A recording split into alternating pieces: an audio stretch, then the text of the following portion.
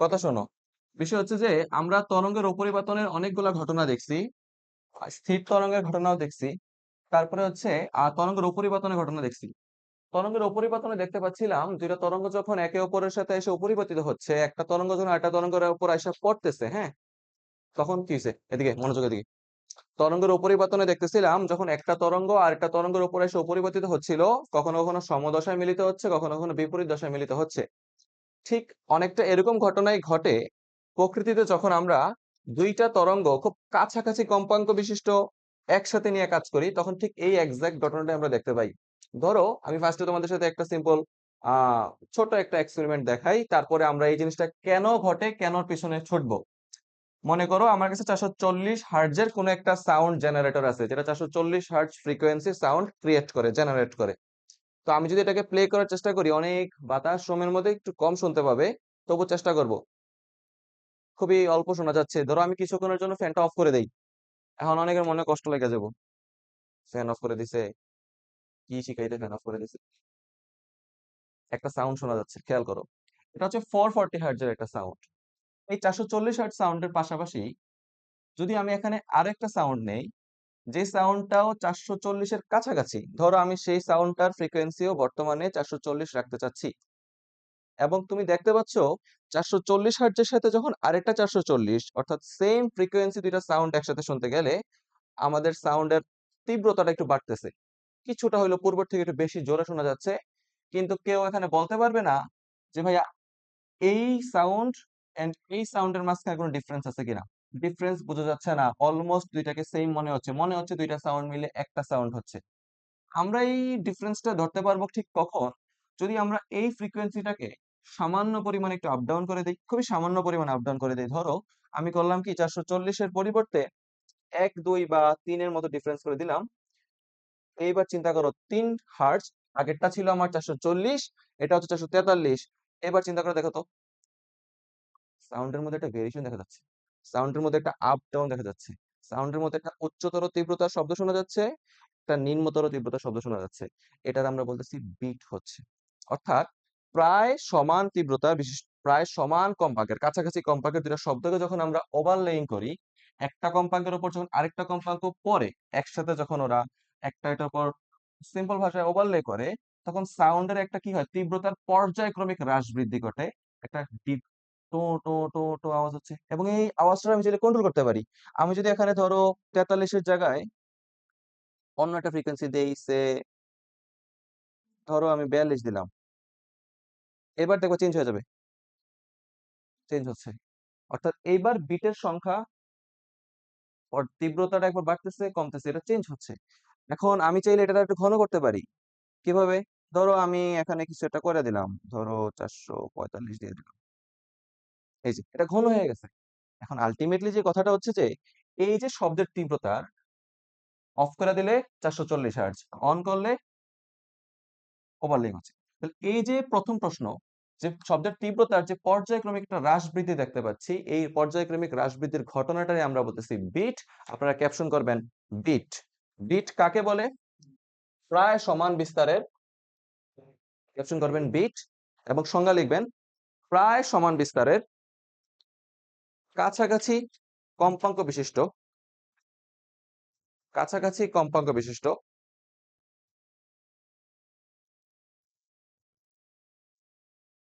দুটি শব্দের উপরিপাতনের ফলে, দুটি শব্দের উপরিপাতনের ফলে,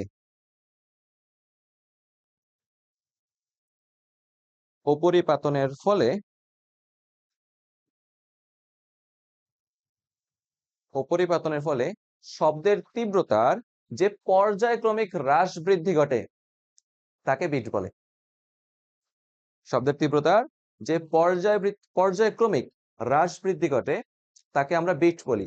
বিট নিয়ে আমাদের ধারণা শুধু এতটুকুই, যে দুইটা কাছাকাছি কম্পাঙ্কের সাউন্ডকে একসাথে অন করলে আমরা তীব্রতার হ্রাস বৃদ্ধি দেখতে পাচ্ছি। মনে হচ্ছে যে কেমন যেন একটা টো টো টো সাউন্ড হচ্ছে। সাউন্ডের একটা হাই পিচ পাইতেছি, একটা লো পিচ পাইতেছি, এবং এটা বারবার রিপিট হচ্ছে। তো এই ঘটনাটা যদি আমরা একটু এক্সপ্লেন করা ট্রাই করি, এক্সপ্লেন করব পরে, সামহাও একটু বোঝানোর চেষ্টা করি। মনে করো ভাইয়া, তোমার কাছে একটা সুর শলাকা আছে, সুর শলাকা চিনো তো তোমরা, না? মনে করো এই হইতেছে সুশলাকা, একটা সুশলাকা আছে আমার কাছে। আমি করলাম কি, সেই সুশলাকাটারে কোনো একটা বস্তু দ্বারা আঘাত করে তার থেকে একটা নির্দিষ্ট পরিমাণ তরঙ্গ নির্গত করলাম, নির্দিষ্ট কম্পাঙ্কের শব্দ বের করার চেষ্টা করতেছি। এই যে সুশলাকা, মনে করো এখন আমার কাছে যে সুশলাকাটা ছিল, y1 সুশলাকা ছিল, সেই y1 সুশলাকা থেকে যেই কম্পাঙ্কের শব্দটা বের হচ্ছে, ওকে ফাইন, এই হচ্ছে y1 সুশলাকা, y1 সুশলাকা, এন্ড সেখান থেকে বের হওয়া কম্পাঙ্কটা হচ্ছে কাইন্ড অফ এরকম একটা, এই এখান থেকে এরকম একটা তরঙ্গ নিঃসৃত হয়েছে, এই যেটা তরঙ্গ নিঃসৃত হয়েছে। পারফেক্ট। এখন আমরা চিন্তা করতে পারি পাশাপাশি সেম আরেকটা সুশলাকা নেব, যেটা হচ্ছে টোন জেনারেটর, অর্থাৎ এটা একটা কম্পাঙ্ক, ধরো এটা 440 হার্টজ ক্রিয়েট করতেছে। এখন আমরা নিচ্ছি 440 এর পাশাপাশি কিছু একটা, 443 42 কিছু একটা হবে, বাট কাছাকাছি। তো আরেকটা সুশলাকা কল্পনা করতেছি y2। ওকে, এন্ড সেখান থেকে যদি আমরা আরেকটা তরঙ্গ কল্পনা করি, ধরো এরকম একটা তরঙ্গ যাচ্ছে, এই একটা তরঙ্গ যাচ্ছে, এই যে এইটা এইভাবে যাচ্ছিল, এবং আমাদের প্রথমটার যে কম্পাঙ্ক ছিল আমরা মাত্রই দেখছি সেটা হচ্ছে 440 হার্টজ, এন্ড দ্বিতীয়টার কম্পাঙ্ক আমাদের কারো সংখ্যা যদি মনে থাকে, আমরা 442 43 এর মধ্যে ছিলাম, তো সেটা হচ্ছে 443 হার্টজ। এন্ড আমরা দেখতে পাচ্ছিলাম দুইটা তরঙ্গ যখন একই দিকে প্রবাহিত হওয়া শুরু করলো, তখন শব্দের উপরিপাতনের ফলে আমরা এক ধরনের বিট সৃষ্টি হইতে দেখছি। এই বিটটা কেন সৃষ্টি হচ্ছে সেটাতে আসবো পরে, বাট সিম্পলি চিন্তা করে দেখো যে এই তরঙ্গ এবং এই তরঙ্গের দুটোর উপরিপাতনের ফলে বেসিক্যালি বিটটা সৃষ্টি হয়ে থাকে। প্রথম যে তরঙ্গটা আমাদের এখান থেকে বের হয়ে আসছে, সেই অগ্রগামী তরঙ্গ, এটা হলো তো অগ্রগামী তরঙ্গ, বুঝতেই পারতেছো। অগ্রগামী তরঙ্গের সমীকরণ y1 যদি লেখার চেষ্টা করি, y1 ইকুয়াল টু হয়ে যাবে a sin omega t minus kx। এখানে একটু কথাবার্তা শোনো। প্রথম যে সাউন্ডটা ছিল তার কম্পাঙ্ক একরকম, তার কম্পাঙ্ক 440 হার্টজ, আর এটা 443 হার্টজ, অর্থাৎ y1 এর জন্য যে কম্পাঙ্ক পাবো সেটা হচ্ছে ওমেগা 1। খুব সুন্দর। বাট এখানে এক্স এর জায়গায় আমি x1 লিখবো না। কেন? কারণ আলটিমেটলি চিন্তা করে দেখো, দুইটা শীর্ষলাকার সাপেক্ষে, দুইটা উৎসের সাপেক্ষে আমি শ্রোতা নির্দিষ্ট দূরত্বে দাঁড়িয়ে আছি। লাইক আপনি মাত্র যদি চিন্তা করে দেখেন, ধরো আমি শুনতেছি সাউন্ডটা, আমি এখন একটা সাউন্ড দিছি, এই 440 হার্টজের শব্দ তুমি যেখান থেকে বসে শুনতেছো, ঠিক 445 হার্টজের শব্দ তুমি ঠিক একই স্থান থেকে বসে শুনতেছো। তোমার অবস্থান থেকে দুইটা সাউন্ডের উৎসের দূরত্ব কি সমান? এক্স এর ডিস্টেন্সটা কি হয়ে গেছে, এখানে সমান হয়ে গেছে না? দ্যাটস ওয়াই চাইলেও আমরা এখানে x1 x2 ইউজ করব না, আমরা জাস্ট সিম্পলি বলে দেব x। অর্থাৎ y1 থেকে আমার অবস্থান এবং y2 থেকে আমার অবস্থান আলটিমেটলি কি ভাইয়া? সমান। বিস্তারের পরিমাণটা কেন আমরা অসমান ধরলাম না? কারণ বিট তৈরি করার যে শর্ত থাকে, ফান্ডামেন্টাল রুলস থাকে, তার মধ্যে প্রথম শর্ত হচ্ছে বিট তৈরি হবে দুইটা সমান বিস্তারের শব্দ থেকে, প্রায় কাছাকাছি কম্পাঙ্ক বিশিষ্ট শব্দ থেকে। একই সময়ে যদি দুইটা তরঙ্গ প্রায় সমান বিস্তারের কাছাকাছি কম্পাঙ্ক বিশিষ্ট যদি একের অপরের উপর অপরিপাতিত হয়, তখনই বিট গঠিত হয়। অর্থাৎ তোমরা চাইলে ছোট করে লিখতে পারো, বিট গঠনের শর্ত প্রথমত কি? বিস্তার সমান, এই হইতে হবে, সমান হয়ে যেতে হবে। দ্বিতীয়ত আমার প্রায় একই সময় দুইটা শব্দকে কি করতে হবে? একই সময় আহ তরঙ্গ উৎপত্ত উৎপত্তি হইতে হবে। এবং থার্ড কথা যেটা, সেটা হচ্ছে প্রায় সমান কম্পাঙ্ক বিশিষ্ট। সমান বলতেছি না, প্রায় সমান, তো কাছাকাছি। প্রায় সমান কম্পাঙ্ক বিশিষ্ট, এফ প্রায় সমান হবে।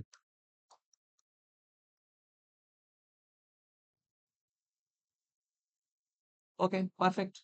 তাহলে দেখেন ভাইয়া, আমার যে প্রথম অগ্রগামী তরঙ্গের সমীকরণ ছিল, দ্বিতীয় অগ্রগামী তরঙ্গের সমীকরণ, এখানে জাস্ট কম্পাঙ্ক বাদে বাকি সবগুলা জিনিসই সমান। এখানে এক্স এর অবস্থান, উৎস থেকে আমাদের অবস্থান এক্স সমান, বিস্তারের পরিমাণটা সমান। এই জিনিসটাকে, হিসাবটাকে সিম্পলিফাই করার জন্য, গ্রাফটারে দেখতে একটু সুন্দর বানানোর জন্য, আমরা এখানে বিবেচনা করতেছি আমার যে পার্টিকেলটা, সেই পার্টিকেলটা ঠিক মূল বিন্দুতেই আছে। অর্থাৎ আমরা সাউন্ডটা ঠিক মূল বিন্দুতে থাকা কণাটার অবস্থান সাপেক্ষে চিন্তা করব। দেখো, বিট হইতেছে আলটিমেটলি কোনটা নির্দিষ্ট কণার সময়ের সাপেক্ষে সময়ের তীব্রতার হ্রাস বৃদ্ধি। আমরা যখন বিটটা শুনতে পাইতেছিলাম, সময়ের কাছে এক সময় শুনতে পাচ্ছিলাম যে সাউন্ডটা অনেক লাউড হয়ে যেতেছে, আবার সাউন্ডটা ক্ষীণ হয়ে আসতেছে, আবার লাউড হয়ে যেতেছে, আবার ক্ষীণ হইতেছে। অর্থাৎ এটা নির্দিষ্ট পার্টিকেলের তীব্রতার সময়ের সাথে সাথে হ্রাস বৃদ্ধিটা হইতেছে আলটিমেটলি বিট। তাহলে আমি এখানে কোন পার্টিকেলটা নিয়ে কাজ করতে পারি। আমি চাইলে এখানে এই পুরা সময় এক্স অক্ষের উপর যেই কোনো একটা পার্টিকেল, সময় অক্ষ যেই কোনো একটা পার্টিকেল নিয়ে কাজ করতে পারি। আমরা জাস্ট সিম্পল ভাবে একদম মূল বিন্দু থাকা পার্টিকেলটা নিয়ে কাজ করছি। অর্থাৎ এক্স ইজ ইকুয়াল টু 0 অবস্থানের পার্টিকেলটা নিয়ে কাজ করতে গেলে আমি এখানে চাইলে এক্স এর মানটা 0 বসাতে পারি। এখন কারো যদি প্রশ্ন আসে যে আমি এক্স এর মান 0 না বসাইয়া সামনে থাকা কোনো একটা পার্টিকেল নিয়ে কাজ করতে যাচ্ছি, করতে পারো। সেক্ষেত্রে ক্যালকুলেশন একটু হিজিবিজি হয়ে যাবে। ক্যালকুলেশনে চলক, বর্তমানে চলক হচ্ছে ওমেগা 1 ওমেগা 2 দুইটা চলক। এক্স যদি রাখা দাও তাহলে সেক্ষেত্রে চলক হয়ে যাবে তিনটা। তিন চলক বিশিষ্ট ত্রিকোণমিতিক সমীকরণ একটু জটিল সলভ করা। দ্যাটস ওয়াই আমরা সাম্যবিন্দুর সাপেক্ষে কাজগুলা করছি। তাইলে আমরা একটা কাজ করতে পারি, যখন দুইটা তরঙ্গ একই সাথে আমরা নিঃসৃত করব, একই সাথে যখন চালিয়ে দিব, তখন আমরা দেখতে পাবো লব্ধি তরঙ্গ ওয়াই নেট, এন্ড ওয়াই নেটটা আলটিমেটলি কি হয়ে যাবে বলাবান, ওয়াই নেট হয়ে যাবে y1 প্লাস y2 এর যোগফল সমান। মানে বিষয়টা হচ্ছে অনেকটা এরকম, উপরিপাতন বোঝানোর সময় বলছিলাম যে ধরো এখানে একটা কণা আছে, এই কণাটা যখন আমার y1 তরঙ্গটা যাবে, তখন এই কণাটা y1 তরঙ্গকে মেনে চলবে।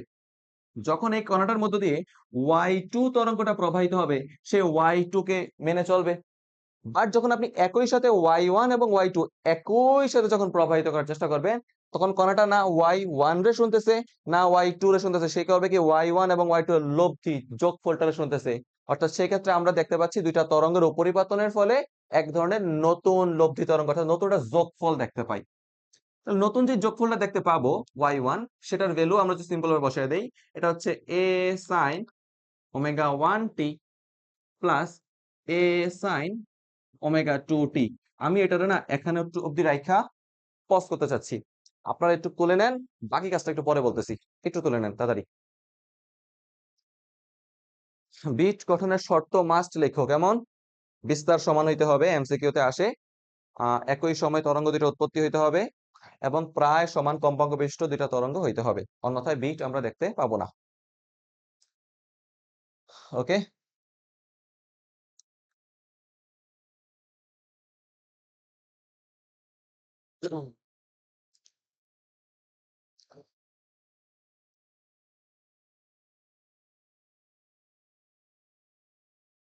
তুলসি y1 y2, এটা y1, এটা y2, উপরে হইতেছে y, এদিকে হচ্ছে x অক্ষ, এটা x, এটা x, এটা x।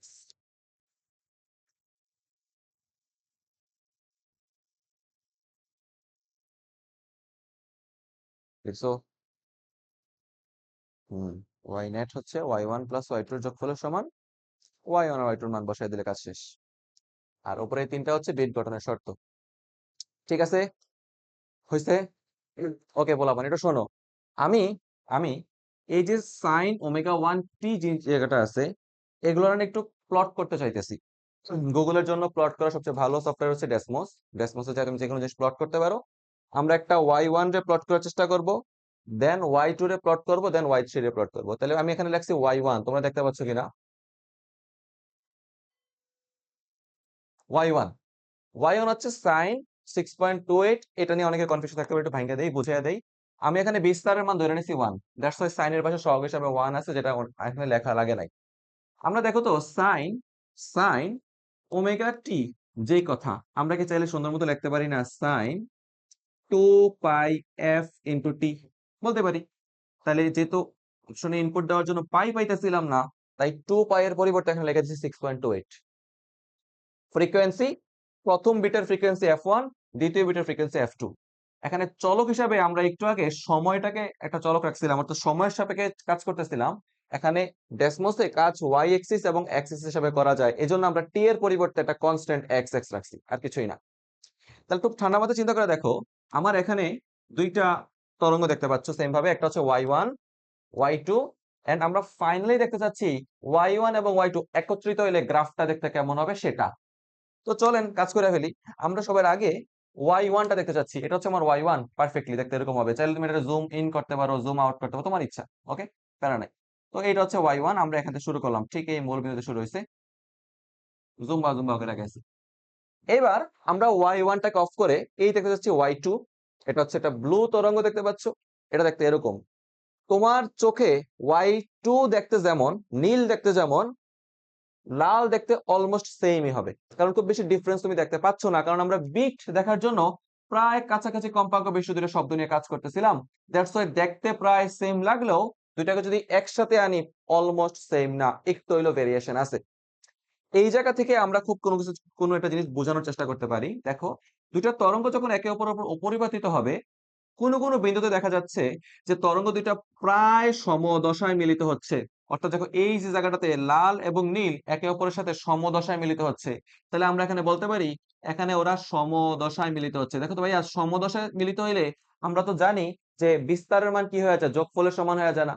বিস্তারের মান যোগফলের সমান হলে আমরা তরঙ্গের তীব্রতা শিখে আসছি, তরঙ্গের তীব্রতা বিস্তারের বর্গের সমানুপাতিক। ওকে, সমদশায় বিস্তার ম্যাক্সিমাম, তাহলে সমদশায় তরঙ্গের তীব্রতা কি থাকবে?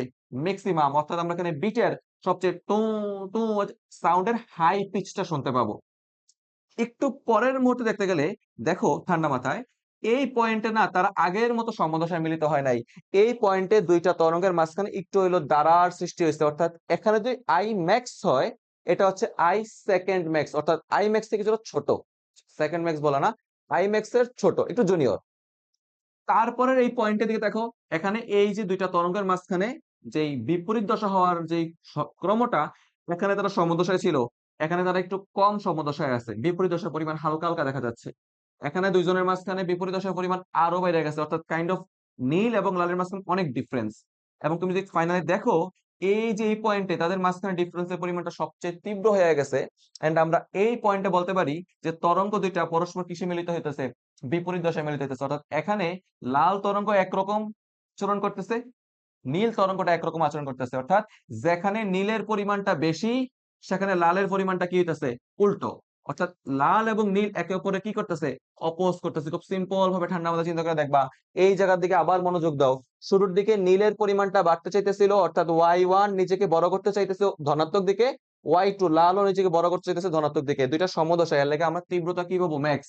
বাট এই পজিশনটার দিকে তাকাও, শুধু এই পজিশনটার দিকে তাকাও, মনোযোগ দাও। এখানে ওয়াই 1 এর কারণে তরঙ্গটা চাইবে নিচের দিকে উঠতে, যেহেতু ওয়াই 1 লাল, নিচের দিকে নামতে চাইবে কণাটা। আর ওয়াই 2 এর কারণে দ্বিতীয় তরঙ্গ চাইবে কণাটার নিচের দিকে নামাইতে না, কণাটার উপরের দিকে উঠাইতে, অর্থাৎ এই উপরের দিকে উঠাইতে। আলটিমেটলি তারা কি একে অপরের অপোজ করতেছে না? তাহলে এখানে একটা কি সৃষ্টি হচ্ছে?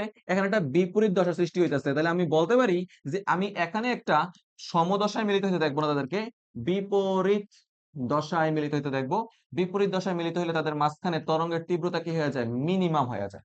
অর্থাৎ সাউন্ডের একটা হাই পিচ এখানে গঠিত হবে, সাউন্ডের একটা ল পিচ এখানে গঠিত হবে। কিন্তু সামনে আগাইতে থাকি না, পরের মুহূর্তে আগাইতে আগাইতে আগাইতে আবার এমন একটা পয়েন্ট পাচ্ছি যেখানে লাল এবং নীল ওয়াই 1 এবং ওয়াই 2 একে অপরের সাথে আবার কিসে মিলিত হচ্ছে? সমদশায় মিলিত হচ্ছে। যদি থাকো ঠান্ডা মাথায়, তাহলে আমি বলতে পারি যে এই পয়েন্টে পূর্বের ন্যায় আবার তারা কিসে মিলিত হবে? তারা আবার সমদশায় মিলিত হবে। এবং এখানে তরঙ্গের তীব্রতাটা কি হয়ে যাবে? ম্যাক্সিমাম হয়ে যাবে। খুব কঠিন কিছু বলতেছি না তো, সহজ কথাবার্তা। আমরা ওয়াই 1 রে নিছি, ওয়াই 2 রে নিছি, এবং দেখতে পাচ্ছি যে ওয়াই 1 আর ওয়াই 2 কোনো বিন্দুতে সমদশায় মিলিত হচ্ছে, সেখানে লব দুইটা কি হবে? সবচেয়ে বড়। কোনো বিন্দুতে তারা বিপরীত দশায় মিলিত হচ্ছে, সেখানে লব দুইটা কি হয়ে যাবে? ছোট। কোনো বিন্দুতে তারা আবার সমদশায় মিলিত হচ্ছে, সেখানে লব দুইটা হয়ে যাবে বড়। তাহলে এবার যদি আমরা লব্ধি আঁকতে চাই, তোমরা একটু খেয়াল রাখো, আমার এই প্রথম ঘরে একটা সমদশা ছিল, ওই পাশে একটা সমদশা ছিল, মাঝখানে একটা বিপরীত দশা ছিল। এক্স্যাক্টলি তো মনে রাখতে পারবে না, জাস্ট একটু মনে রাখো, দুইটা সমদশার মাঝখানে একটা বিপরীত দশা আছে, অর্থাৎ দুইটা হাই সাউন্ডের মাঝখানে একটা লো সাউন্ড লুকায় আছে। তাহলে এবার আমরা এগুলো মুছে দিলাম। আমি করলাম কি, এবার ওই ওয়াই 3টারে আনছি, অর্থাৎ ওয়াই 3 এটারে আনছি। ওয়াই 3 আনাতে কেমন যেন একটা হিজিবিজি হয়ে গেছে, দ্যাটস ওয়াই আমরা এই ওয়াই 1 এবং ওয়াই 2টারে মুছে দেই। এটা হচ্ছে ফাইনালি আমাদের লব্ধি। যেখানে তোমরা দেখতে পাইতেছো এই যে ওয়াই 1টা, এইটা সবচেয়ে বেশি উপরে উঠে গেছে, কারণ এখানে কিসে ছিল? তারা সমদশায় ছিল, দ্যাটস ওয়াই এটা আই ম্যাক্স হইছে। ভাইয়া একটু মনোযোগ দিবেন। আবার একটু দেখতে পাচ্ছেন এখানে তারা আবারও সমদশায় মিলিত হচ্ছে, দ্যাটস ওয়াই এখানে আমি কি পাচ্ছি? সর্বোচ্চ তীব্রতার একটা সাউন্ড পাচ্ছি, এদিকে একটা আই ম্যাক্স পাচ্ছি।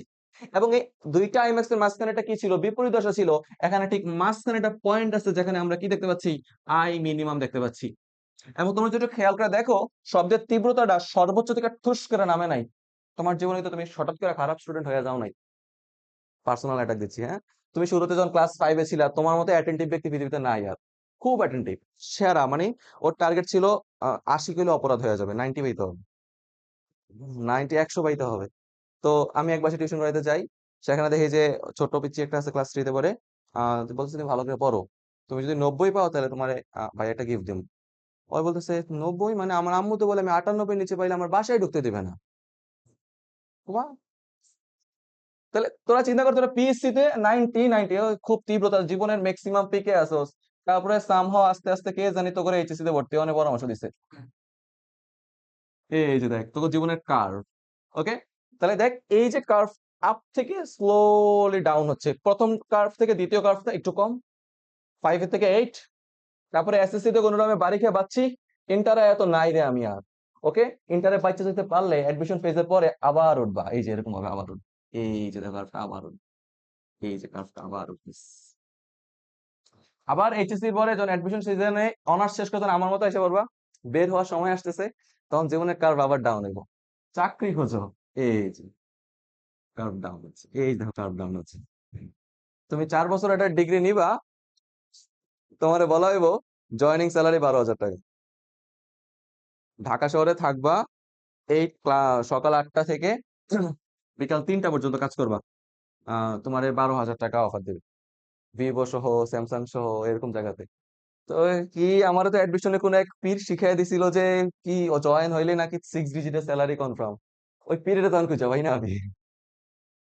বুঝছিস বলে আবার, আচ্ছা দেখ আমরা অন্য সাউন্ডে না যাই, দেখ একটু দেখার চেষ্টা কর, সেটা হচ্ছে যে এখানে সাউন্ডের সর্বোচ্চ থেকে সর্বনিম্ন হচ্ছে, সর্বোচ্চ হচ্ছে, সর্বনিম্ন হচ্ছে, অর্থাৎ এখানে একটা বিট শুনতেছে টিউ, আবার থামছে, আবার টিউ, অর্থাৎ সাউন্ডটা পিকুলার বাট নোটটা ডাউন থেকে স্লোলি বড় হচ্ছে, হাই পিচ দেন লো পিচ, অর্থাৎ এই যে একটা দেখতে পাচ্ছ এটা একটা বিট, এখানে একটা বিট আছে, এই বাকি অর্ধেকে টানলে দেখতে পাবা সামনে আরো বিট আছে। আমি যদি এটা আরো জুম আউট করে দেই, আমি যদি এটাকে আরেকটু জুম আউট করে দেই, হবে কিনা দেখি, এই যে জুম আউট করে দেই, দেখতে পাবা বিটের অভাব নাই, কারণ আমি এটা জুম ইন করে বুঝেছিলাম কম করে। এইবার দেখো বিটের অভাব নাই, এই যে দেখো ভাইয়া, এই যে একটা বিট, একটা বিট, দুইটা বিট, তিনটা বিট, এবং প্লিজ মাইন্ড ইট, এখানে প্রত্যেকটা বিটের উপরে হাই পিচ আছে, হাই পিচ, প্রত্যেকটা বিটেতে একটা লো পিচ আছে, low pitch, LP, low pitch, high pitch, and this is it. যখন আমরা ওয়াই 1 এবং ওয়াই 2 একসাথে বাজতে দেখতেছি, আমরা দেখতে পাচ্ছি একটা সাউন্ড হাই হচ্ছে, লো হচ্ছে, হাই হচ্ছে, লো হচ্ছে, এবং এই জিনিসটাই বারবার বারবার বারবার কপি পেস্ট হয়ে আগাইতে যেতেছে। এইভাবেই দুইটা তরঙ্গের উপরিবর্তনের ফলে আমরা একটা বিট দেখতে পাই। ওকে, তাহলে আলটিমেটলি আমরা চাইলে কিছু লিখতে পারি না, একটু কিছু লেখা টাকা যায় কিনা, আমরা বিট অঙ্কন করতে পারবো কিনা, বিট দেখি। মেয়েরা তো হাতের দক্ষতা খুব ভালো, এটা একে হলো, পারছিস, সেরা। আচ্ছা, আমি একটু শিখাই, হ্যাঁ, তোরা যদি বিটটা আঁকতে চাস, ছোট্ট একটা ট্রিক অবলম্বন করতে পারো। এটারে উপরে রেখে দিলাম। ওকে, আমরা এখানে এই রাখলাম ওয়াই এক্সিস। ওকে, ভাইয়ের সাথে দেখ, এ হচ্ছে এক্স এক্সিস। তানজিম ভাই আমনের লগে আঁকমু, আপনার সাথে ফিজিক্স করা যায়, অঙ্কন করা যায় না। ওকে, ওকে, দেখ তো এভাবে পারা যায় কিনা। আমরা দুইটা বিট নিব শুধু। তো ধর এখানে একটা পিচ নিলাম, একটা পয়েন্ট, একটা পয়েন্ট, একটা পয়েন্ট, 3, 4, 5, 6, 7, 8,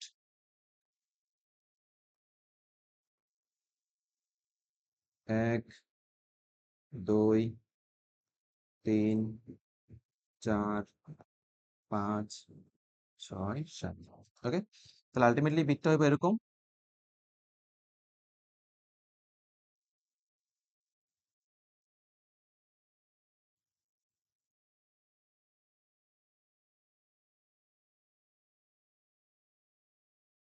ওকে, সেম ভাবে,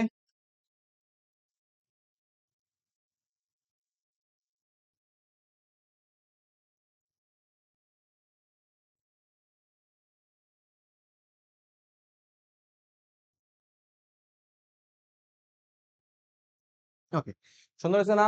তাহলে এটা হচ্ছে ওয়াই 1, এটা হচ্ছে ওয়াই 2, এবং আলটিমেটলি এটা হচ্ছে কি, এটা হচ্ছে আমার ওয়াই নেট, এটা হচ্ছে আমার ওয়াই নেট, যেখানে আমার দুইটা তরঙ্গের আমরা উপরিপাতিত হইতে দেখতেছি।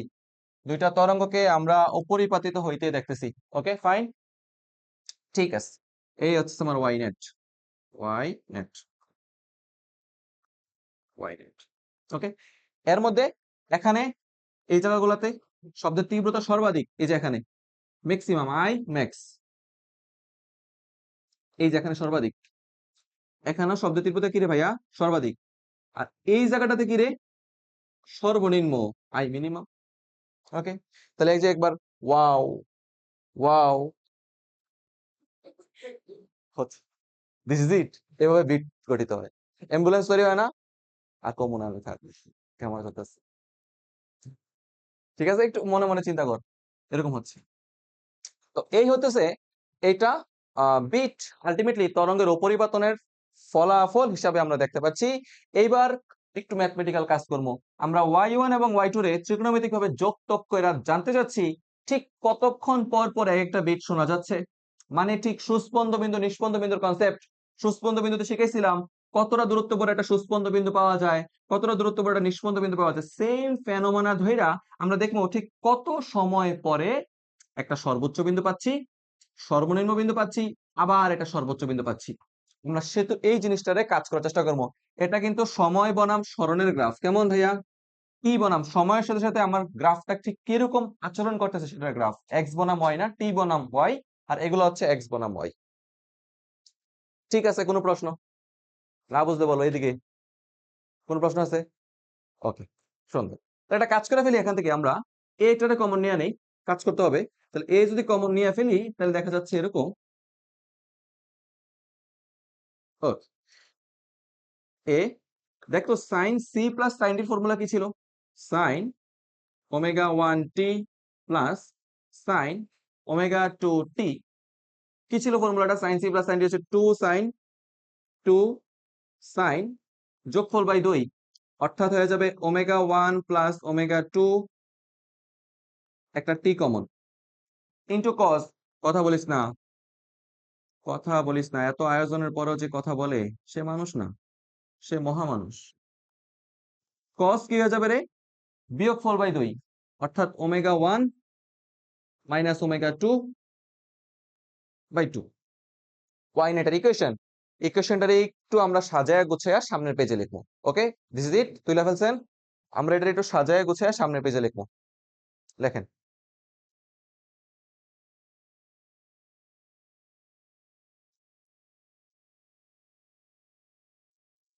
মাইমনা মহামানুষ না? তা আমার চিত্রের উপরে হাসছ না? আমি না পারেন না মানুষও কত চিত্র আঁকছি।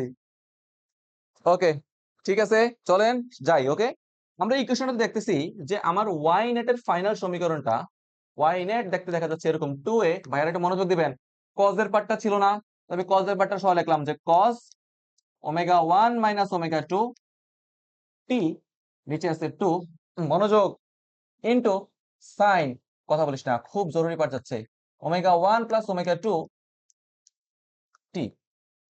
তোরা যদি এসএসএম মতো কোন সমীকরণের সাথে কম্পেয়ার করো, এসএসএম মতো কোন সমীকরণ y ইজ ইকুয়াল টু ছিল a sin omega t plus delta, আদি দশায় আমার যেহেতু x ইজ ইকুয়াল টু 0 বিন্দু ছিল তাই আদি দশা শূন্য। ঠান্ডা মাথায় চিন্তা করে দেখতো এসএসএম মতো কোন সমীকরণে এই যে সাইনের পার্টটা ছিল, সাইনের পার্টের যে সহগ, এই পুরোটা কি নির্দেশ করতেছিল? বিস্তার। এখন এই y নেটের সমীকরণে সাইনের পাশে যেই অংশটুকু আছে এটা আলটিমেটলি কার বিস্তার নির্দেশ করবে বলতো?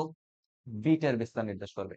অর্থাৎ এসএসএম এটা হচ্ছে আমার দুইটা তরঙ্গের উপরিপাতনের ফলাফল। উপরিপাতনের ফলাফলটাকে এসএসএম কোন সমীকরণের সাথে যদি কম্পেয়ার করি, তুলনা করি, তাহলে সাইনের সহগটা যদি এখানে বিস্তার হয়ে থাকে, এখানে এই সাইনের সহগটা আলটিমেটলি কি বিস্তার। তফাৎ এতটুকুই যে আগের মতো আমার বিস্তারটা, এই যে এখানে দেখতে পাচ্ছ সময়ের সাথে সাথে ডিফারেন্স চেঞ্জ হতেছে, এই বিস্তারের মানটা কখনো শূন্য থাকে, দেন ধীরে ধীরে ধীরে ধীরে বাড়তে থাকে, সর্বোচ্চ হয় শূন্য, মিনিমাম ম্যাক্সিমাম মিনিমাম ম্যাক্সিমাম, ওগুলা অনেক বিন্দু চলে আসবে। এইভাবে সিরিয়াল এটার একবার কমে বাড়ে, কমে বাড়ে, এভাবে এটা সিম্পলি পর্যায়ক্রমিক হারে পরিবর্তিত হয়। অর্থাৎ আগের মতো আমার বিস্তারটা শুধুমাত্র কনস্ট্যান্ট না। এসএসএম মতো কণার ভিতরে y ইজ ইকুয়াল টু আমরা কি লিখছিলাম যে tan sin পাই বাই 60, এখানে বিস্তারের মান 10 সেন্টিমিটার ফিক্সড। বাট এই যে তরঙ্গের অপরিবর্তনের ফলে যে পিক দেখা যাচ্ছে সেটা ফিক্সড না, সেটা সময়ের সাথে সাথে কি পরিবর্তনশীল।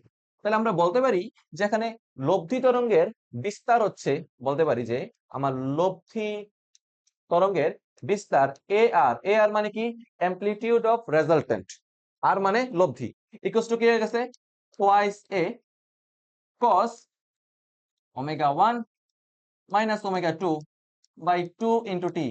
ভাইয়ের একটা কথার উত্তর করার চেষ্টা করবেন, একটু কাইন্ডলি উত্তর করার চেষ্টা করবেন। সেটা হচ্ছে যে আমরা যেই বিট, এটাকে মুছে ফেলছি, ইন্নালিল্লাহ, আচ্ছা বাদ দে। আমরা যে বিট দেখতে পাচ্ছি, আমি আবার লিখে দেবো, সমস্যা নাই। আমরা যে লব্ধি তরঙ্গের বিস্তারটা দেখতে পাচ্ছিলাম, লব্ধি তরঙ্গের বিস্তারটা কিরকম হয়েছিল? এটা কি ফেরত ফেরত আসবে না? আচ্ছা আমি লিখে দিই। এটা ছিল এরকম যে y net ইকুয়ালস টু হইতেছে twice A cos omega 1 minus omega 2, সামনে একটা t আছে, নিচে 2। এরপর আছে কি সাইন পার্টটা, সাইন হচ্ছে ওমেগা 1 প্লাস ওমেগা 2, নিচে আছে 2 ইনটু টি। এখানে লব্ধি তরঙ্গের বিস্তার a of r equals to ছিল 2a cos omega 1 minus omega 2 into টি। মনোযোগ দিয়ে দেখো তো, আমার লব্ধি তরঙ্গের বিস্তার, এটা তো আলটিমেট হচ্ছে লব্ধি, লব্ধির সমীকরণ। আমি কোন কোন বিন্দুগুলোতে হাই পিচ বা লাউড সাউন্ড শুনতে পাবো বলতো? যেই যে বিন্দুগুলোতে বিস্তারটা সর্বোচ্চ হবে না। এই পয়েন্টে আই ম্যাক্স মানে কি আমরা জানি, তরঙ্গের তীব্রতা আই বিস্তারের বর্গের সমানুপাতিক। অর্থাৎ যেই সকল বিন্দুর জন্য বিস্তার সর্বোচ্চ হবে সেই সকল বিন্দুতে তীব্রতা সর্বোচ্চ হবে। তাহলে আমরা লাউড সাউন্ড গুলাতে সর্বোচ্চ তীব্রতা দেখতে পাচ্ছি। তাহলে এই যে এখানে একটা সর্বোচ্চ তীব্রতা, এখানেও একটা সর্বোচ্চ তীব্রতা দেখতে পাইতেছি। তাহলে আমরা সিম্পলি বলতে পারি যে এখানে আমরা লাউড সাউন্ড বা হাই পিচ শুনতে পাবো, হাই পিচ শুনতে পাবো যেই সকল বিন্দুগুলাতে আমার লব্ধি তরঙ্গের বিস্তারটা কি হয়ে যাবে রে ভাইয়া, ম্যাক্সিমাম হয়ে যাবে। এ আর এর মান ম্যাক্সিমাম হইলে কজ এর মানটা কত হইতে বাধ্য? ম্যাক্সিমাম হইতে বাধ্য, কারণ আলটিমেটলি এখানে তো লব্ধি তরঙ্গের বিস্তারটা কজ এর উপর ডিপেন্ড করতেছে। তাহলে কজ এর সর্বোচ্চ মান কি কইতে পারো আমারে? কজ এর সর্বোচ্চ ভ্যালু প্লাস ও 1 হইতে পারে, মাইনাস 1 হইতে পারে, উপরের দিকে হইতে পারে, নিচের দিকেও হইতে পারে। তাহলে আমরা বলতে পারি যে এ আর এর মান ম্যাক্সিমাম হবে যদি আমার কজ এই অংশটার মানটা কি হয়ে যায়, ম্যাক্সিমাম হয়ে যায়, এটার ভ্যালু কি হয়ে যায়, ম্যাক্স হয়ে যায়। কজের ম্যাক্সিমাম ভ্যালু কি হইতে পারে? আমরা বলতে পারি কজের ম্যাক্সিমাম ভ্যালু হইতে পারে কত ডিগ্রির জন্য বলো? কজের ম্যাক্সিমাম মান কত কত বিন্দুতে পাওয়া যাচ্ছে? কজ 0 ডিগ্রিতে পাওয়া যায়, আচ্ছা কজ পাই পাওয়া যায় 180-তে পাওয়া যায়, কজ 2 পাইতে পাওয়া যায়, এবং cos 3 পাই 4 পাই cos n পাইতে পাওয়া যায়। তোমরা কিন্তু এখানে মানে গোলায় ফেলো না। cos 0 ডিগ্রির জন্য cos এর মান +1, সর্বোচ্চ দিকে 1, পাই এর জন্য মাইনাস হচ্ছে বিপরীত দিকে সর্বোচ্চ, ধনাত্মক দিকে সর্বোচ্চ, ঋণাত্মক দিকে সর্বোচ্চ, অর্থাৎ +-1। ওকে, এখানে লিখে দিই এটা হচ্ছে +-1। কাজ করেন ওমেগা 1 ওমেগা 2 থেকে চাইলে দুই পাশ থেকে cos cos কাটা দিতে পারি, লিখতে পারি 2 পাই f1 মাইনাস f2, নিচে হইতেছে এটা 2, সামনে হচ্ছে সময় t, ইকুয়ালস টু 0 পাই 2 পাই, সামনেটা কি হইতো ভাইয়া 3 পাই, এভাবে n পাই। খুবই মনোযোগ, হারানো যাবে না। তাহলে পাই পাই সবগুলা পাশ থেকে কাটা, 2 2 কাটা, তাহলে t এর ভ্যালু কি পাইতেছো? t এর ভ্যালু পাইতেছো একবার 0 কমা, আরেকবার পাচ্ছ 1 বাই f1 মাইনাস f2, আরেকবার পাচ্ছ 1 by 2 by 2 by f1 minus f2, 3 by f1 minus f2, ঠিক না? তাহলে আমরা চাইলে বলতে পারি যে ঠিক এতটুকু সময় পর পর আমরা বিটগুলো দেখতে পাচ্ছি। আমি এগুলো একটু আবার লিখি, সেটা হচ্ছে f1 মাইনাস f2 এর উপরে ভাগ হয়ে যাবে, এরকম হয়ে যাবে 1 by f1 minus f2, 2 by f1 minus f2, 3 by f1 minus f2, এই হইতাছে n by f1 minus f2। Okay fine, এই যে লিখে দিই 2 by f1 minus f2, 3 by f1 minus f2, এরকম ভাবে আগাচ্ছি, এবং আলটিমেটলি এটা হচ্ছে n বাই, ওকে তোমরা এতটুকু অব্দি তুইলা সারলে আমরা বাকি কথাটা বলবো। এইটুকুন অব্দি আগে তুলে নেন, এইটুকুন অব্দি আগে আমি তোলা চাই, বাকিটা আমি বলতেছি এই কথাগুলোর মানে কি। এখান থেকে যদি কোনো কিছু না বোঝো, ফার্স্টে 2 2 ক্যান্সেল আউট করছি, এত বুঝছো তো? দুই পাশ থেকে পাই কে বাদ দিয়ে দিছি, তাহলে f1 মাইনাস f2 এটা ভ্যালু পাইছি। এই f1 মাইনাস f2 কে আমরা ভাগ করে দিছি নিচে, ওকে, ঠিক আছে? কোনো ঝামেলা আছে এদিকে? না বুঝলে বলবেন। এই এই সময়গুলো একটু লিখে নেন। লেখা শেষ হলে বাকিটা এক্সপ্লেন করতেছি। ওকে, শেষ। তোলো।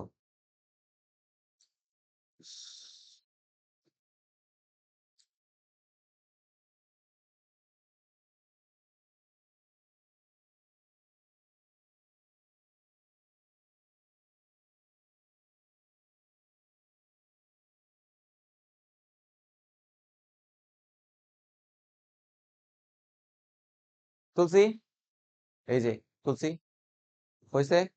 তার মানে এই কথাগুলোর মানে হচ্ছে যে আমি প্রতি 0 × f1/f2, f1/f1 - f2 মনে মনে চিন্তা করি এক্স, অর্থাৎ আমি এক্স এর গুণিতক পর পর আমি চাইলে কি শুনতে পাচ্ছি? একটা লাউড সাউন্ড শুনতে পাচ্ছি। অর্থাৎ এই যে সবার প্রথমে 0 × t = 0 তে একটা লাউড সাউন্ড থাকবে। ফার্স্টে তো যদি এই জিরোটারে কম্পেয়ার করা উচিত না, এই জিরোটার বাদ দিয়ে চিন্তা করো 1/f1 - f2, অর্থাৎ প্রথম যে গুণিতকটা আছে এই সময় পরে একটা লাউড সাউন্ড শুনতে পাচ্ছি। এই সময়, আচ্ছা, ওই সময় এটার দিকে চলে গেছিল। এই জায়গাটা, এই যে এই প্রথম যে লাউড সাউন্ডটা শুনতে পাবো সেটা ডিউরেশন হচ্ছে 1/f1 - f2। দ্বিতীয় লাউড সাউন্ডটাও শুনতে পাবো 2/f1 - f2।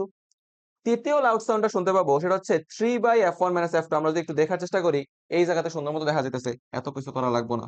যে এইটা শোনা যেতেছে ধরো 1/f1 - f2, এই যে 1/f1 - f2 পরে আমি এই পিকে থাকবো।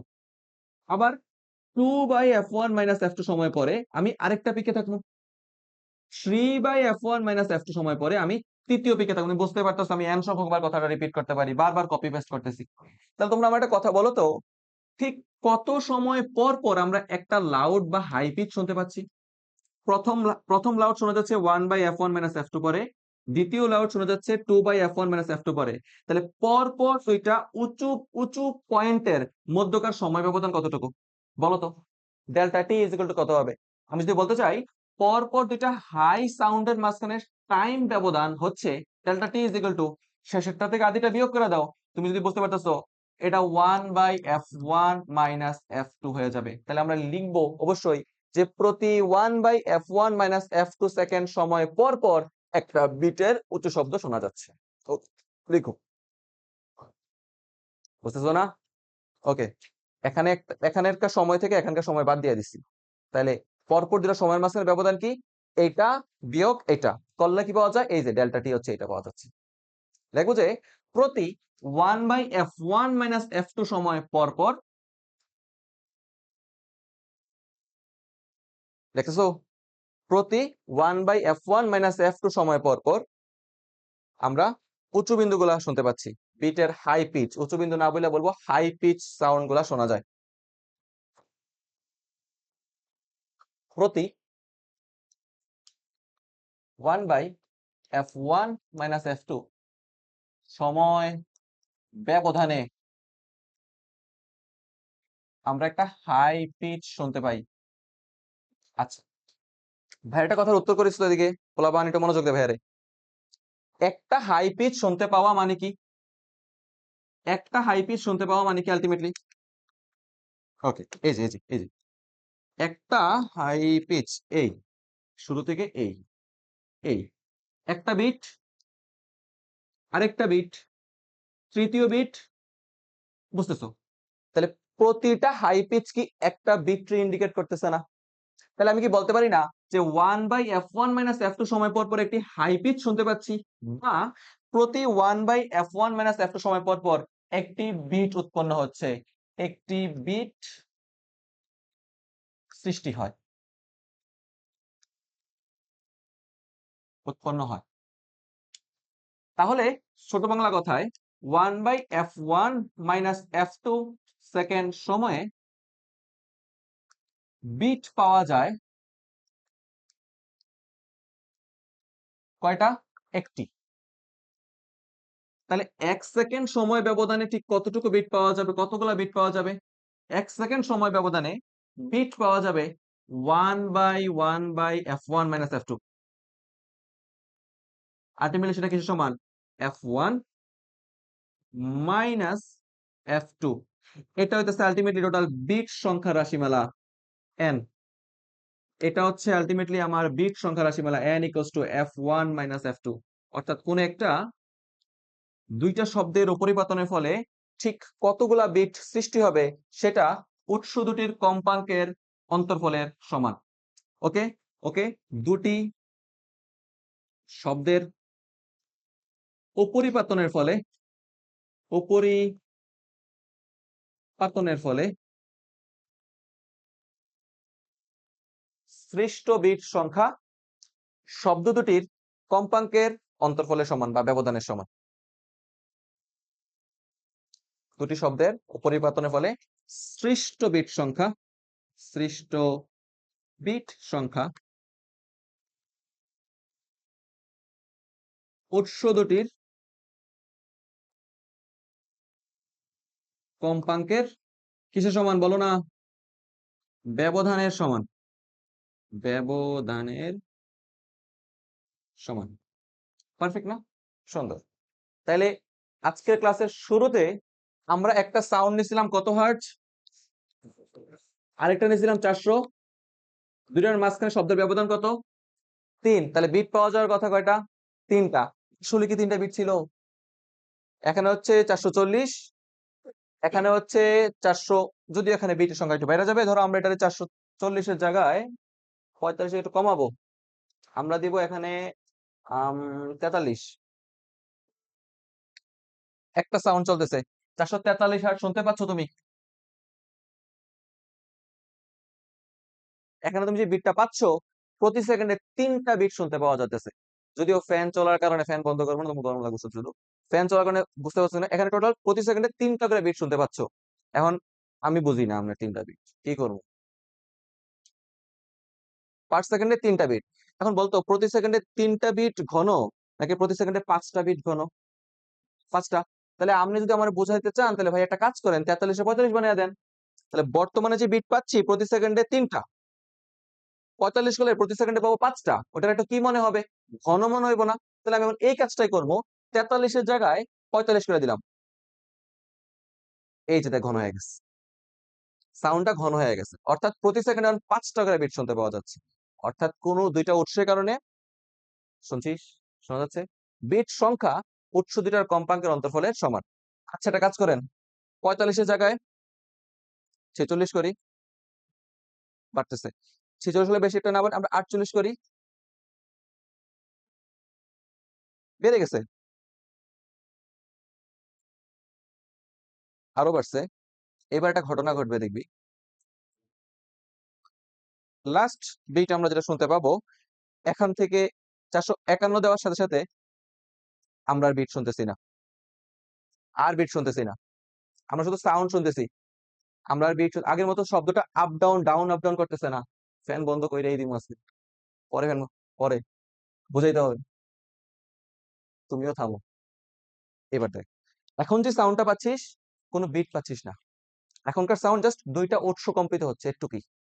বাট আগের যে শব্দটা ছিল, আগের শব্দটাতে আমরা একটা বিট খুঁজে পাইতেছিলাম। 451 জায়গায় যদি আমি এখানে ধরো 441 দেই, তাহলে বিট সংখ্যা হওয়া উচিত একটা, বিট পাওয়া যাচ্ছে।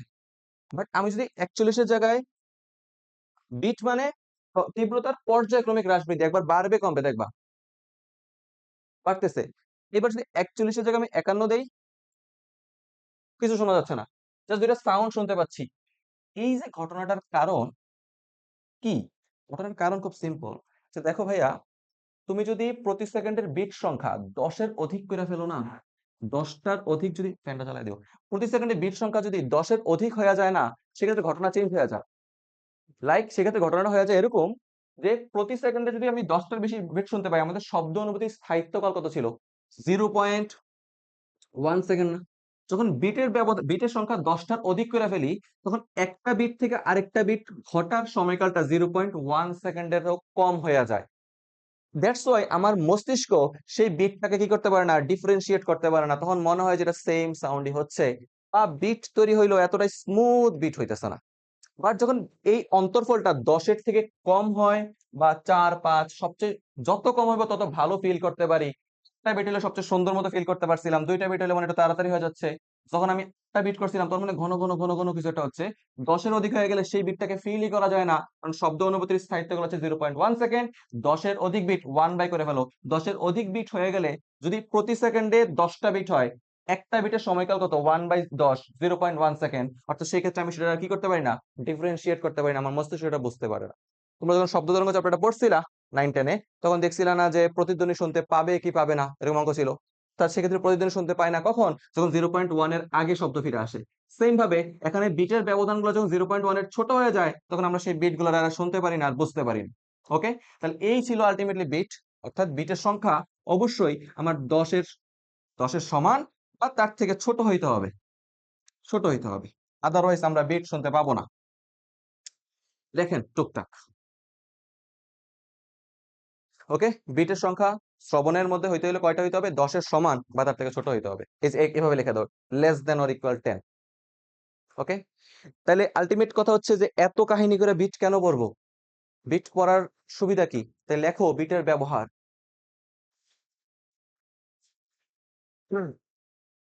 বিটের ব্যবহার, প্রথম যে ব্যবহারটা আমাদের আসে সেটা হচ্ছে অজানা সুর-শলাকার কম্পাঙ্ক নির্ণয়। অজানা সুর-শলাকার কম্পাঙ্ক নির্ণয়ে, দেখছো, ফার্স্ট অজানা সুর-শলাকার কম্পাঙ্ক নির্ণয়। বিট ব্যবহার করার মাধ্যমে তুমি একটা জানা সুর-শলাকার সাহায্যে একটা অজানা সুর-শলাকার কম্পাঙ্ক নির্ণয় করতে পারো। এবং এই অজানা সুর-শলাকার কম্পাঙ্ক নির্ণয় করা সংক্রান্ত হিউজ ম্যাথ আছে, ম্যাথের অভাব নাই। এই অজানা সুর-শলাকার কম্পাঙ্ক ঠিক কিভাবে নির্ণয় করতে পারি সেটা বোঝার জন্য আমরা ছোট একটা ম্যাথ করতে পারি। লেখো যে যে কোন জানা সুর-শলাকার কম্পাঙ্ক, কোথাও বলা আছে নাকি? নাই তো। লেখো, একটা কোশ্চেন লেখো। কোন জানা সুর-শলাকার কম্পাঙ্ক, ধরো আমার এখানে একটা সুর-শলাকা ছিল, এটার কম্পাঙ্ক হচ্ছে বলাবান 512 হার্টজ। সে কোন জানা সুর-শলাকার কম্পাঙ্ক হচ্ছে 512 হার্টজ, এবং এটিকে একটি অজানা সুর-শলাকার সংস্পর্শে আনলে, লেখো, কথা বলি না, লেখি। কোন জানা সুর-শলাকার কম্পাঙ্ক 512 হার্টজ, এবং এটিকে একটি অজানা সুর-শলাকার সংস্পর্শে আনলে, লেখছি, এটিকে এটি অজানা সুর-শলাকার সংস্পর্শে আনা হলে প্রতি সেকেন্ডে 4টি বিট উৎপন্ন হয়। অর্থাৎ আমার কাছে একটা জানা সুর-শলাকা আছে, এন্ড আমার কাছে একটা অজানা সুর-শলাকা আছে। সে একটার মান আমি জানি 512 হার্টজ, আরেকটা অজানা সুর-শলাকা যেটার গায়ের, ধরো তোমরা এখানে দেখতে পাচ্ছ এগুলোর গায়ে 256 লেখা আছে, খোদাই করে লেখা ছিল, তোমরা দেখছো। কোনো কারণে যখন সময়ের সাথে সাথে পুরান হয়ে যাবে তখন এই লেখাটা মুছে যাবে। তখন আমি কিভাবে এটা আবার ডিটারমাইন করবো? আমি তো দেখতে পাইছি 440 হার্টজ শুনতে যেমন, 43 শুনতে একই রকম, 45 শুনতে একই রকম। তখন আমি কি করব?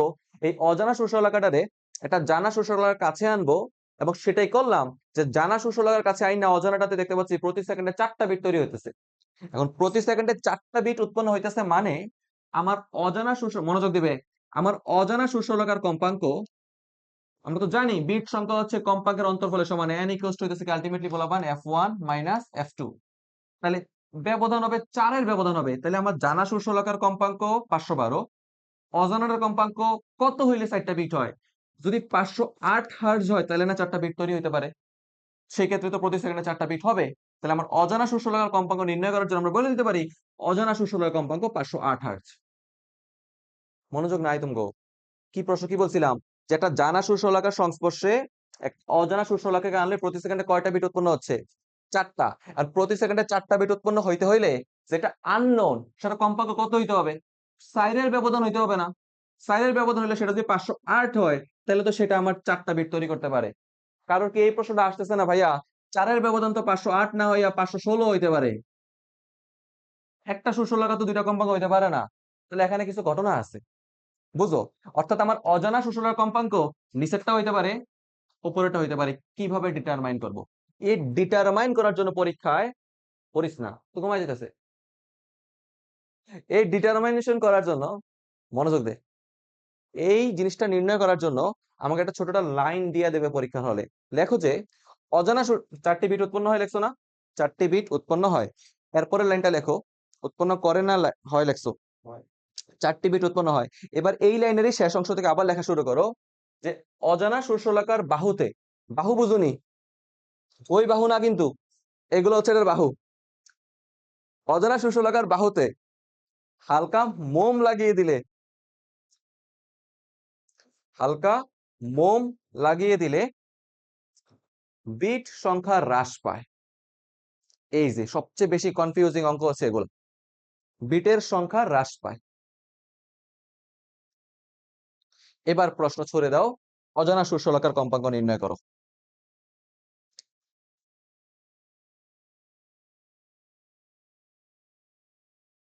ওকে, তার মানে আমার কাছে যেই শস্যলাকাটা আছে, এই যে শস্যলাকাটা, এটা যদি আমি আঘাত করি, আঘাত করে যেটা সাউন্ড নির্গত হচ্ছে কিভাবে, এটার যে বাহুগুলো আছে না, এই যেগুলো কাঁপতেছিল, এটার যে বাহুগুলো আছে, এই বাহুগুলো কাঁপতেছে, কম্পিত হচ্ছে কম্পিত হচ্ছে কম্পিত হচ্ছে, দ্যাটস ওয়াই আমি এখানে 512 হার্টজের একটা সাউন্ড শুনতে পাচ্ছি। এবার যদি আমি করি কি হালকা মোম গলাই, সেই মোমের মধ্যে এটা একবার চুবান দিয়ে উঠাই, তাহলে কি আমার এই বাহুগুলার ভর বাইরা যাবো না? তখন সে আগের মতো কম্পিত হইতে পারবে না, কম্পাঙ্ক হ্রাস কমে যাবে, কম্পাঙ্কের পরিমাণ কমে আসবে। এই কম্পাঙ্কের পরিমাণ কমে আসার কারণে বিট আগের তুলনায় আমার কি পাইছে, হ্রাস পাইছে। এবার চাইলে আমি খুব সুন্দরভাবে ম্যাথটা করতে পারি। কিভাবে করতে পারি? আমি সেই মেথডটা ফলো করবো, সেভাবে ম্যাথ করে ফেলবা। আমার এখানে জানা শস্যলাকার কম্পাঙ্ক কত? জানা শস্যলাকার কম্পাঙ্ক হচ্ছে 512 হার্টজ। ওকে, অজানা শস্যলাকা জানার সাথে বিট তৈরি করতেছে 4টি, তার মানে অজানা শস্যলাকা হওয়ার পসিবিলিটি আছে 508ও হইতে পারে ভাইয়া, 516 হইতে পারে, দুইটাই পসিবল আছে। এখন লাইনটা বড়, বলতেছে অজানা শস্যলাকার বাহুতে যদি আমি মোম লাগাইয়া দেই, তাহলে আলটিমেটলি কি হয়, বিট সংখ্যা হ্রাস পায়। এখন দেখো তো, কোন একটা শস্যলাকার মধ্যে মোম লাগিয়ে দিলে তার কম্পাঙ্কের পরিমাণ বাড়বে না কমবে? কম্পাঙ্ক মানে প্রতি সেকেন্ডে কম্পন সংখ্যা। মোম মোম লাগিয়ে দিলে তো আলটিমেটলি আমার কম্পাঙ্কের পরিমাণ কমে আসবে। তাহলে আলটিমেটলি দেখো তো, কোন ক্ষেত্রে 508 যদি উত্তর হয়, কম্পাঙ্কের পরিমাণ কমলে এটা কমতে কমতে 507-এ যাবে, 506-এ যাবে। তাহলে বলো তো, মূল জানা কম্পাঙ্কের সাথে কি ব্যবধানটা বাড়তেছে না কমতেছে? কেমনে বস? 512 লগে 507 ব্যবধান বাইরে গেছে, 512 লগে 506 ব্যবধান বাইরে গেছে, অর্থাৎ যদি উত্তরটা 508 হইতো, ব্যবধানের পরিমাণ বাড়তে বাড়তে বিটের পরিমাণ কি হওয়া উচিত ছিল, বৃদ্ধি পাওয়া উচিত ছিল। বাট প্রশ্নে বলা হয়েছে যে মোম লাগানোর কারণে বেটের সংখ্যা হ্রাস পাইছে। তাহলে একটু উপরের অপশনটা বাজায় দেখি না, মোম লাগানোর কারণে কম্পাঙ্কের পরিমাণ কি হয়ে যাবে? মোম লাগানোর কারণে কম্পাঙ্কের পরিমাণ হ্রাস পাবে, 516 থেকে কইমা 515 হইব। তাহলে আগে যদি বিট সাইডটা হইতো, তখন বিট হইব কয়টা? 3টা, হ্রাস পাইছে। 515 থেকে হইব 514। আগে যদি বিট 4টা হইতো, তখন কয়টা হইব? 2টা। অর্থাৎ উত্তরটা উপরের 516 হার্টজ হচ্ছে সঠিক উত্তর। তাহলে এই ক্ষেত্রে আমরা কিভাবে লিখবো? আমরা লিখবো যে জানা কম্পাঙ্ক f1 হইতাছে আলটিমেটলি আমার 512 হার্টজ। ওকে, তাহলে আমার নতুন কম্পাঙ্ক f2 হয়ে যাবে f1 প্লাস n, বা 512 যোগ 4, 516 হার্টজ। একটা খসড়া আইডিয়া নাও, এটা নিয়ে আমি সুন্দর ডিটেলসে আরো ম্যাথ করাবো। জাস্ট একটা খসড়া আইডিয়া নাও কিভাবে জানা শস্যলাকার সাহায্যে অজানা শস্যলাকার কম্পাঙ্ক নির্ণয় করা হয়, বিটের ব্যবহার। এটা জাস্ট একটা খসড়া আইডিয়া, আমি এটা আরো ডিটেলসে ম্যাথ সুন্দর মতো করাই দিব, জাস্ট একটা ধারণা দিছি মাত্র, আর কিছুই না। ওকে, কখন প্লাস করতে হবে মাইনাস করতে হবে এগুলো আমি বুঝাই দিব, সমস্যা নাই। এখানে আরো অনেক ম্যাথ আছে, জাস্ট হালকা একটা ধারণা দিছি। মোম লাগাই দিলে কি হবে? মোম লাগানোর পরিবর্তে শস্যলাকার বাহুগুলো যদি কোনো একটা সিরিজ কাগজে ঘষা দেওয়া হয়, সেই ক্ষেত্রে ঘটনা কি হবে, আমি এগুলো ম্যাথ দেখাবো, সমস্যা নাই, চাপ নাই। ওকে, তাহলে শস্যলাকার বিটের প্রথম ব্যবহার কি? বিটের প্রথম ব্যবহার হচ্ছে আমি অজানা শস্যলাকার কম্পাঙ্ক নির্ণয় করি।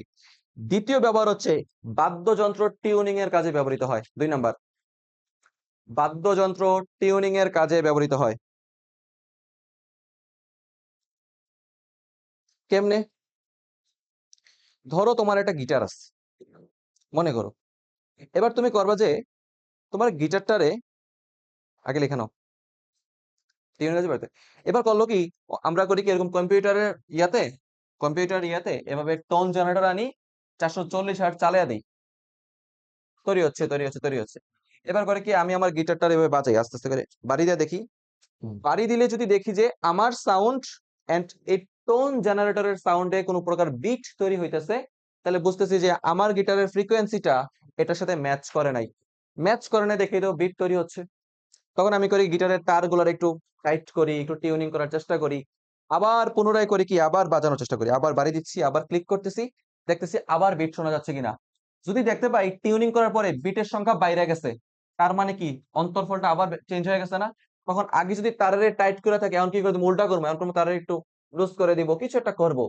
আবার বাজিয়ে দেখবো যে বিট তৈরি হচ্ছে কিনা। এই প্রসেসটা ঠিক ততক্ষণ পর্যন্ত চলতে থাকে যতক্ষণ না কোনো প্রকার বিট শোনা যাচ্ছে না, এবং একটা সময় আসবে যখন আমি এই সাউন্ড শুনতেছি, ক্রিয়েট হচ্ছে, এবং বিটের একটা সাউন্ড মানে বাদ্যযন্ত্রের একটা সাউন্ড আমরা তৈরি করতেছি, এবং দুইটা সাউন্ড পাশাপাশি শোনা যাচ্ছে কিন্তু কোনো প্রকার বিট তৈরি হইতেছে না, তখন বুঝে যাবো যে হ্যাঁ, এক্স্যাক্টলি 440 হার্টজে পৌঁছে যাওয়ার কারণে আমার বাদ্যযন্ত্রতে কোনো প্রকার বিট তৈরি হইতেছে না। ওকে, যদি আমার বাদ্যযন্ত্রটার ফ্রিকোয়েন্সি 440 না হয় আর 441 হয়, তাইলে একটা বিট পাওয়া যাবে, 439 হইলেও একটা বিট পাওয়া যাবে, 442 হইলেও কোনো একটা বিট পাওয়া যাবে। এক্স্যাক্টলি যখন 440-এর লগে 440 ম্যাচ খাইবো, তখন কোনো প্রকার বিট আমরা শুনতে পাবো না, এবং আমি শিওর হয়ে নেবো যে আমার গিটারের সাউন্ড 440 হার্টজে পৌঁছে গেছে। সাউন্ড কি মুখে কথা বলে? তোমার কানে কি শব্দ দর্শন কয়া যায় ভাই আমি 256 হার্টজ? কয়া যায় না তো। তখন মিলানোর উপায় কি? এইভাবে মিলায়া দেয়, বুঝছো? এই যে এই সুশলাগুলো আমি কিনে আনছি, এগুলোর গায়ে লেখা আছে 512, এগুলো কি করছে? কোম্পানি একসাথে কিনা প্রত্যেকটারে পৃথক পৃথক পৃথক ভাবে চেক করছে, এবং যখন দেখছে 512-র সাথে মিল খায়, তখন তারা করছে এগুলো খোদাই করে লেখা দিছে 512 440। ওকে, বুঝা যাইতেছে? দুই নাম্বার ব্যবহার। তৃতীয় ব্যবহার হচ্ছে খনিতে বিষাক্ত গ্যাসের উপস্থিতি নির্ণয়। শেষ। খনিতে বিষাক্ত গ্যাসের উপস্থিতি নির্ণয়।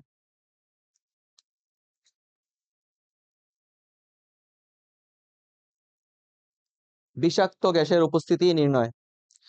তুমি তো জানো যে খনিগুলোর মধ্যে বিভিন্ন ধরনের গ্যাস উপস্থিত থাকে, sulphur die oxide, carbon die oxide উপস্থিত থাকে। তো এগুলার সমাধান করার জন্য আমরা করি কি, আহ একটা বায়ুস্তম্ভ নেই, একটা মনে করো টিউব নেই, বুঝছো? এই টিউবের মধ্যে তোমরা বায়ুস্তম্ভের কম্পন পড়ছিলা, এক মুখ খোলা নল, দুই মুখ খোলা নল পড়ছিলা না? তো এটা হচ্ছে ধরো একটা এক মুখ খোলা নল, এক মুখ খোলা এই নলটা, দুই মুখ খোলা না, এক মুখ খোলা। ওকে, ঠিক আছে।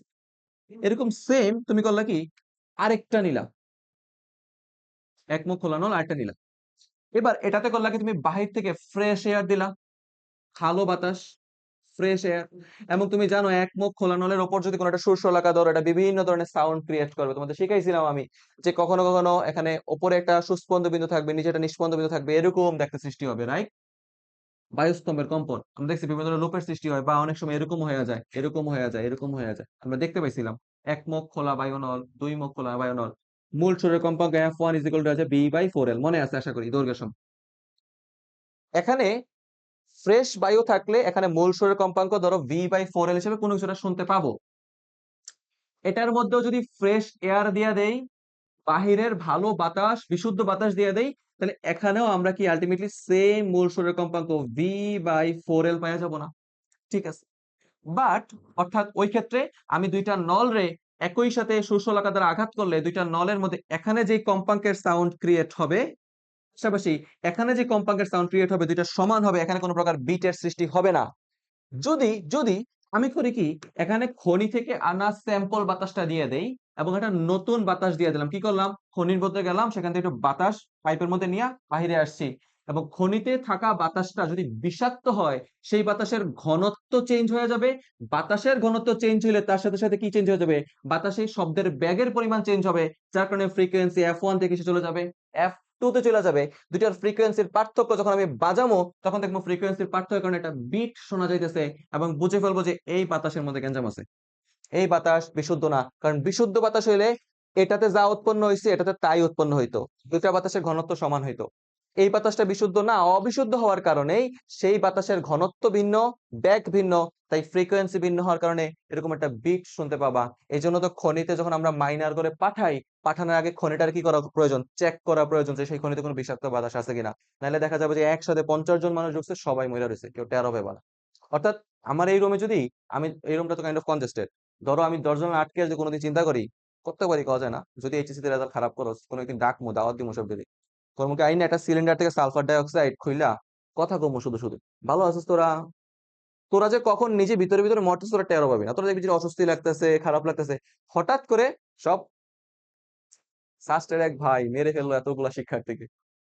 ওকে, সেম ঘটনাটা এখানে ঘটে। ওকে, তো খনিতে বিষাক্ত গ্যাসের উপস্থিতি নির্ণয়ে আমরা বিট ব্যবহার করি। বিটের টপিক এখানে শেষ, তরঙ্গ চ্যাপ্টারটাও এখানে শেষ। তোমরা বিটের উপরে কিছু ম্যাথ সলভ করতে হবে, ম্যাথ সলভ করলে আলটিমেটলি আমাদের চ্যাপ্টারটার বিদায়, আলবিদা। অনেক বড় একটা চ্যাপ্টার, অনেক দিন পরে বিদায় হয়েছে, খারাপ লাগতেছে যাইতে দিতে। ওকে, আল্লাহ হাফেজ, ছুটি আজকে।